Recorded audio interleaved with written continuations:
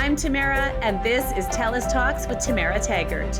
We're bringing together experts, thinkers, and leaders, busting myths, sharing stories, and staying connected when Canadians need it the most. We're having unexpected conversations for unprecedented times.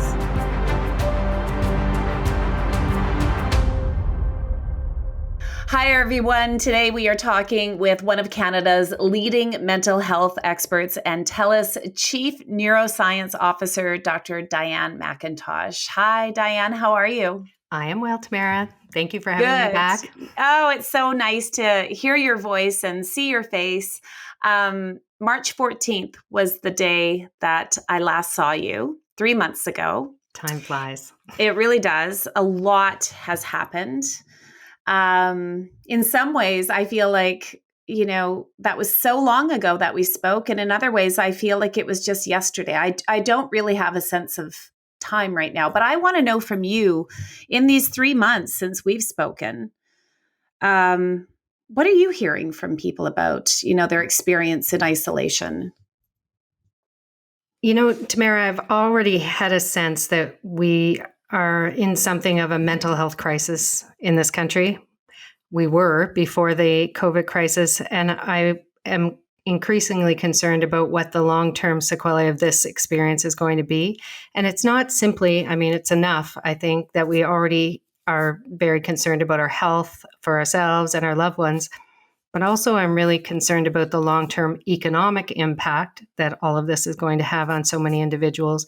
So people who are already vulnerable are more vulnerable, but even people who weren't so vulnerable, given life circumstances, I think are really quite vulnerable now as well. So I would say I've gone from really concerned to super concerned about the mental health of fellow Canadians. Mm-hmm. It's when we see what's happening in the world right now, right? We are hyper aware of everything that's going on. There's more people watching the news now than ever before. We're all over social media, and there are some really horrible things happening in the world besides COVID. And COVID is a horrible thing where, thousands of people are dying. I think it was up to over 400,000 deaths now. This is, we all kind of thought, back in March that this would be maybe a couple of months. At least I did. I didn't realize that, second wave and all this. How are people faring that are alone? It's one thing, we'll talk about families and difficult people and working and all of that sort of stuff, but isolation is lonely. And if you are alone through this is obviously not a good place for people who are maybe already have mental health challenges. Yeah. I think when we think about how connected we are now, and certainly when I was young, we didn't have the internet. So we tend to think about ourselves as being so connected to everyone around us. Well, that's true. In the history of the world, we have never been more connected and never been more lonely. You throw on top of that the fact that people are physically distant. Sometimes the way that they were able to interact with others was through work because we spend more time at work than anywhere else. That isolation for many people is really quite jarring and I think highly impactful on people's mental health. I love my family. But being with them 24/7 for the last 3 months has had its set of challenges. We also know that a lot of people are working still and dealing with maybe difficult people they had to deal with at work. And now they're having to deal with, these challenging relationships in a different way. Are you hearing this from people? Any, difficult relationships? Well, I think because people are quite frustrated, like you said, being at home all the time, feeling like you're glued to your chair, probably not keeping to their schedules, which, I realize I sound like a broken record. Schedule, making sure you get up at the same time, go to bed at the same time. But people fall off their normal routines. That means that they're probably a little more irritable, not sleeping quite as well as normal. So they're frustrated and frustrating, and that leads to more conflict. And especially when you're trying to work from home, you can't pick up social cues, right? Right now, you and I are able to look at each other so I can see your face. You're going, good answer, or maybe not so much. So I'm able to react to that, right? If Right. we're not interacting that way, maybe trying to connect with people we don't know, that can lead to misunderstandings. Maybe we're trying to interact more on email. And if you've ever been sarcastic on email, you know that does not work. So there's a lot of openings here for misunderstandings, misinterpretations, conflict, and then we're tired and worried.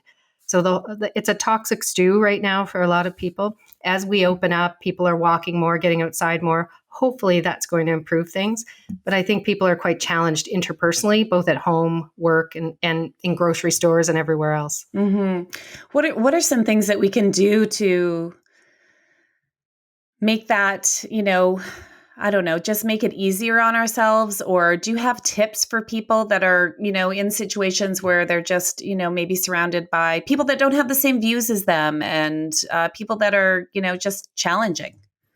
Well, that's a huge question, but I know. We have a little bit of time here. How do we handle difficult people? Well, it's just like this. The way There's a few books written on that, I think, too. A book or two. I think for me, the most important thing that I have learned to do is to say, hey, that's you, not me. I don't wear other people's stuff. I know myself, what I brought to the conversation. I'm always willing to learn how I could do that a little bit better. So if someone shares with me, I don't like how you did that, I'm going to reflect on that. But if someone's really upset, really angry, and you're not sure why, don't own it. You can ask some questions. And I think if you own it, then you become emotional. If you don't own their thing, then you don't go down that road with them. You're able to stay a little bit back from it and look at it more critically and ask some probing questions gently. The other thing is, if someone's really upset or angry, speak a little more slowly. Make sure that you don't use a loud voice and that your voice doesn't match theirs, which sometimes the escalation with the voices going up. So speaking slowly, using shorter sentences, not in a way that the person feels condescended to, of course, but just saying, I'm not sure I understand. Can you tell me a little bit more about that? Short sentences, not big words, not confusing. Keep your voice low. And also physically, and we can do this right now, where there we go. Mm-hmm. How do you relax yourself if you're in the chair and you're feeling my jaw is getting tense? I can feel my shoulders going up. You can physically teach yourself how to physically relax. Feel your backside in the chair. Let your fingers kind of wiggle a little bit. Try to relax your jaw, relax your neck. That actually, because your physical and your mental health are completely connected, when you physically relax, you also emotionally relax. So don't own it. Speak slowly, speak quietly, as quietly as you can. Don't use long sentences. Just try to be crisp and try to physically relax yourself. It's interesting when we're in this space of isolation, you're alone, but if you're with your family, you actually aren't alone, right? If there's 5 of us in our house, lots of houses have more than that in it. You never seem to be alone. Especially if you're a parent, you're rarely alone, and it's hard. There's moments of, I'm hearing this from so many people. There's moments of rage. Like you clean the house, and 5 minutes later, it's a disaster, and you seem to have to clean it again, or you're already, like you mentioned, feeling stress from financial stress or health stress, whatever you're worrying about, and our nerves seem raw, really raw. And we always hear from people, oh, you should meditate, and you should do this, and you should do that. The other thing I know that a lot of people are doing is drinking more. And I mean, I know it's a short-term thing, right? Isn't it? You know what I mean? Like, I'm trying to understand from you, from a medical point of view, at what point how long can we sustain this for? It's been 3 months. How much longer can we keep doing what we're doing before we really start to notice our mental health, deteriorate? Well, I wouldn't wait for this to be ended by a particular government or the situation to end. If you feel like you're going down a path that either you yourself or the people around you are saying, hey, I'm a little bit concerned. You got to address it now, because we don't know how long this is going to go on. And things like I talked about with the routine being very important, making sure you're getting up at the same time, going to bed at the same time. If you're working from home, keeping your office, if it's possible, separate from the rest of your life so you can close that off. I'm always very cautious in situations like this. I'm not telling anyone what to do, but I can tell you that nothing messes with your sleep quite like alcohol. Even though it can help you to get to sleep, it really messes up your sleep structure. So if you're finding you're drinking more, escalating amounts. So it used to be I was just having a small glass of wine at dinner, and now I'm drinking half a bottle of wine or a whole bottle of wine. You're on a path that, despite what's going on the outside world, may continue to a place you don't want to go. And that could also be if you're smoking cannabis and you're finding you're using more, you can't sleep without it, you can't sleep without alcohol. Is it affecting your life and your functioning? You need to take that seriously. And if you catch it early enough to be able to say, you know what, I'm just not going to do it now. I'm going to stop myself from going there because my partner, my kids, whatever, have expressed some concerns, or you yourself know that you're concerned. The longer we let this go on and you get into these patterns of behavior, the harder it is to break those patterns. Mm.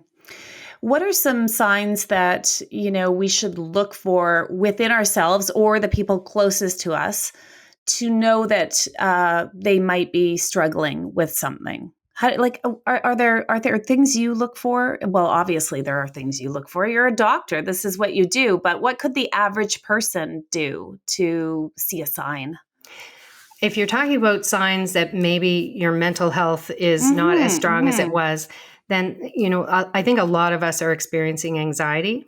But anxiety becomes we all know what I'm feeling anxious, I'm worried, I'm getting some stomach upset, I'm feeling a little shaky, those kinds of things. But those usually happen if you don't have a serious mental illness. They can happen in response to a particular event. I've got a big presentation to do or something. But if you're finding that you're experiencing those symptoms of worry or those signs of worry or feeling down most of the time, almost every day, and that it's starting to affect your functioning. And by that, I mean your ability to parent, your ability to do your job, your ability to get along with other people. If you find you're increasingly isolated, I'm less interested in contacting people that I was in contact with a lot before. If you're sleeping more than usual, not loss of sleep, you can have, I can't sleep at all, or I want to sleep all the time. I'm eating way too much, or I'm not eating very much at all, and I'm not hungry. Those changes in your normal biorhythms can be a suggestion that maybe your mental health is not what it was. The functioning is really important. Listen to the people around you, the people you love, who, if someone says to you, you just don't seem yourself, you seem to be a lot more irritable, you're quicker to get upset about things, or you seem sad or down, listen to them and have a frank conversation. What do you mean about that? Sometimes people will get offended. And why would you say that? If someone's saying that to you, it's usually because they're worried and they care.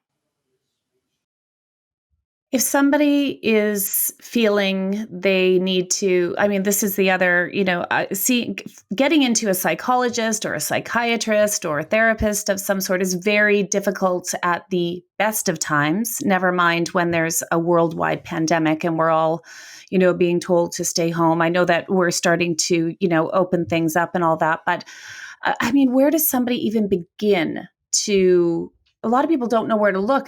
So many Canadians don't even have, a family doctor that they could ask. So do you have any suggestions on how somebody could find some help? Absolutely. So first of all, the most important thing for anyone who's listening to know is you are not alone. 1 in every 5 Canadians will have a mental illness. So either you have one yourself or you love someone who has a mental illness. So you are not alone, and it's okay not to be okay. What's not okay is not to do anything about it, because you owe it to yourself and the people who love you to try to be your best self every day. And that means reaching out for help. There is no shame in that. The best place to start is with your family doctor if you have one. If you don't have a family doctor or you don't have that connection, you've tried before and they don't seem to listen, then going to a walk-in clinic or using one of the virtual care platforms. So we have Kira, we have Babylon. For most TELUS employees, this is free. For many Canadians across the country, they have access to these healthcare platforms, and they will offer help, support, and a plan going forward. Not everyone who has a mental illness requires medication. As you mentioned, Tamara, talk therapy can be extremely valuable, cognitive behavioral therapy, for instance, but sometimes you just need more activity. Exercise is a treatment for depression. And you don't need to do a lot, 30 minutes a day of a brisk walk. So there are many approaches, but the most important thing is to get support, ask the question of someone, a family practitioner, a nurse practitioner who knows what they're doing, and find out, how serious is this and what are my next steps? Mm-hmm. And I'm sure we could talk about this next question for hours, but I'm gonna ask you anyways. Kids. I find it really hard. This is I've never been a parent before. You're a parent with that's your first time being a parent, and I feel like a lot of times you're learning as you go, and you're trying to navigate so many things, and compare notes with your friends about how your kids are doing. How do we know that there's a lot going on in the world for our kids to understand? How do we make sure that their mental health is thriving, it's good, it's healthy, they're okay? Yeah, they don't come with instruction books, Mm, unfortunately. And I've been doing it, I think, a little longer than you. So my kids are 18 and 23. I think yours are a little bit younger than that. But yeah. it's always a challenge, and you worry as a parent, and that's never going to change. The most critical thing to do to protect your children is to love them, to provide a non-chaotic environment as much as possible. So, people sometimes when they're in the midst of a difficult divorce, for instance, pulling their kids into this is a disaster for kids. They need to have a non-chaotic, loving, nurturing environment that is safe. That is the best thing you can do for your kids. Even if you have a mental illness, people often worry, I'm going to pass it on to my kid. The best way to protect a child is to make sure they have a loving, nurturing, non-chaotic environment. When most kids present with a mental illness is during their teen years. When it becomes obvious is during their teen years. Sometimes it can be earlier, and certainly ADHD can be an much earlier onset. But most serious mental illnesses start during those teen years. The best way that I know to have that sort of monitoring of their mental health is to talk to them. I've stopped years ago asking my kids, how was your day? Because what is the answer? Fine. Yeah. I asked them, what did you do today? Tell me about your day. And after a while, they started seeking me out when they got home to have that conversation with me because they wanted to tell me. And now they tell me more than I want to know. So engaging your kids from the time they're really young. And when you do engage them, listen. And I know right now, many parents across the land want to strangle their children because they've been alone with them nonstop for 3 months at a time. And you just want to get, but that important time of when you're engaged with them, full on brain, okay, I'm turning everything, my phone, everything, I'm with you right now. Tell me what's going on. I want to hear all about it. That is the way that when things are going off the rails, your kids share with you. Mm-hmm. And how are you doing in this? I mean, I would think that as as a psychiatrist in a time where we're, the world, this year has been, I mean, we're 6 months into this year, and it's not been great for anyone. How are you doing? Like, there's a lot for you because you hear other people's struggles so much. So I'm wondering, how does that come into play for your own mental health? Well, I would say that my family life has been the most sustaining part for me of my life is that, we've always had these very loud and quite forward dinner time conversations. And now they're a little later. They last a little longer, and maybe they're a little louder. But I think that has kept me well. I can't even explain why I don't ever wear other people's stuff. And I've gotten better as I've gotten older. So I've been a psychiatrist for more than 20 years now. And I recognize if I am pulled into this with you, then I'm no help. So I do keep my distance there, because that way I can be sort of the outside sober second thought. And I can't get pulled into that. Doesn't mean I don't get pulled into my kids' stuff, because I can be a mama bear just like anyone else. But I do find that having that time with my family where we're having these challenging conversations, it's, I've treated PTSD for most of my career. And what I learned from that experience was that out of the most horrible things, good things do come. And I believe that. And I think that we've had one punch in the gut after another over the last little while, and the horrors of the racism that are coming to the fore right now. I think, it's horrific, but I see it as an incredible opportunity to create change. It exists here. It exists everywhere. How do we help to make a difference in the way that our communities treat people of color? It has to change. And so I see this as an opportunity out of a horrible, horrible situation, especially for family members that are involved. So I think that it's been a rough many months, but it also is an opportunity to pull together as a community and to make some important social changes. It is, conversations are always, for the most part, I think conversations are a great way to sort of, work through many things. One thing I've noticed during this time is that there are some people whose opinions I really don't agree with. Like, I have strong reactions to people I know. And, we may have a conversation about Black Lives Matter, and I don't agree with their view. Or, people that don't believe that COVID is an actual pandemic, all these different views in mine. And or anybody else's, really. I'm not the only one it's hard to not, I know you say to not take it on. It's hard to not take it on when you feel so passionate about the right thing. Do you know what I'm trying to say here? Totally. Been there, done that. Yeah. So, I loved what you said about not taking it on, because that's my husband's reaction to me is always not your problem. When I start like getting into a fight with somebody about something, okay, Diane, don't think that I am just a fighter and that's all I'm not saying that. I'm just giving you an example of, these conversations, and we all have them with people. We all have people in our lives that we don't agree with. I don't want to be the person that, doesn't take it on because, it's not my problem. Sometimes I want the problem, I want to make the point so that you know what I'm saying. So totally. Doctor, what do we do about this? There are battles you can win, and there are battles that you will never win. And I don't mean, because I think we all have to be part of this solution. We all have to raise our voices, but we are stronger as one.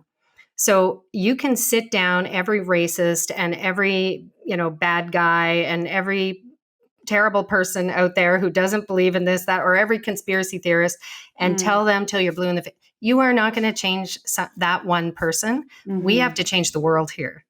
And to do that, we have to speak with a big voice with many people. And you know what? We got to vote. People have to vote. This is the way that things will change, is by expressing yourself, not through violence, but expressing yourself at the ballot box and by speaking loudly with one voice.